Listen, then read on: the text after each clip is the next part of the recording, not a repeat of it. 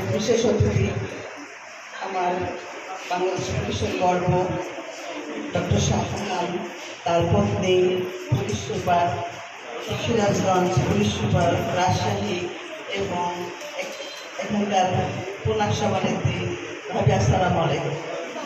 এবং সামনে উপস্থিত আছেন, আমি আসলে লজ্জাই লাগছে, আমার বিদ্যালয়ের প্রতিষ্ঠাতা আমাদের সামনে বসেছেন, আমি এখানে, এটা আমার কাছে খুব ভালো লাগছে না, মাফ করে দিবেন, হয়তো অ্যারেঞ্জমেন্ট আমি ছিলাম না, আমার বিদ্যালয়ের শিক্ষক অবশ্যই আমার পাশে থাকা উচিত ছিল, কোনো কারণে একটা মিসম্যানেজমেন্ট হয়ে গেছে, আপনারা মাফ করে দেবেন।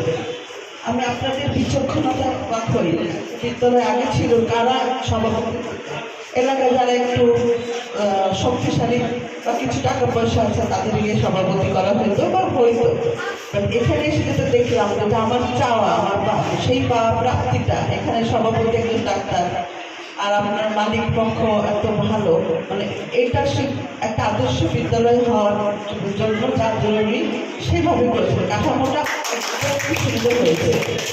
এরা আপনাকে সুন্দর রাস্তা দেখিয়ে দিবে, আপনাদের বাবার স্বপ্ন বা যার স্বপ্ন পূরণে।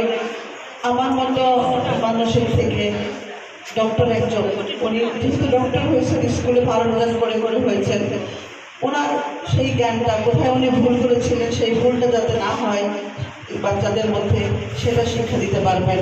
সে হয়তো উনি শিক্ষা দিবেন না, উনি পরামর্শ দিবেন প্রধান শিক্ষককে যে স্যার এটা ভুল হচ্ছে, আপনি এভাবে করেন।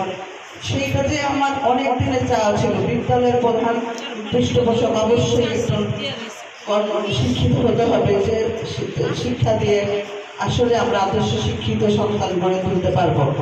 আমি এটা দেখে মানে মুগ্ধ হয়েছি যে আপনাদের এটাই আসল কাজ করে ফেলেছেন অলরেডি।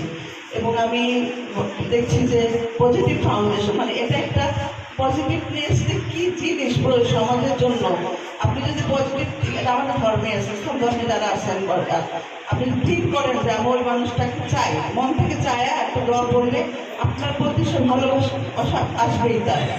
এটা মানে কোনোভাবে কোনো মন্ত্র না, কোনো কিছু না, আল্লাহ সৃষ্টি করেছে, দিল থেকে চাইলে সেই কাজটা হবে। তো আমরা মন থেকে যদি ভালো চাই যে আমার বাচ্চাগুলি ভালো থাকবে, তাহলে ভালো থাকার প্রথম হলো বস্ত্র, বাসস্থান, শিক্ষা, চিকিৎসা। যদি আমরা চিকিৎসা শেষে রেখেছি আমাদের ফান্ডামেন্টাল, কিন্তু ওটা আসলে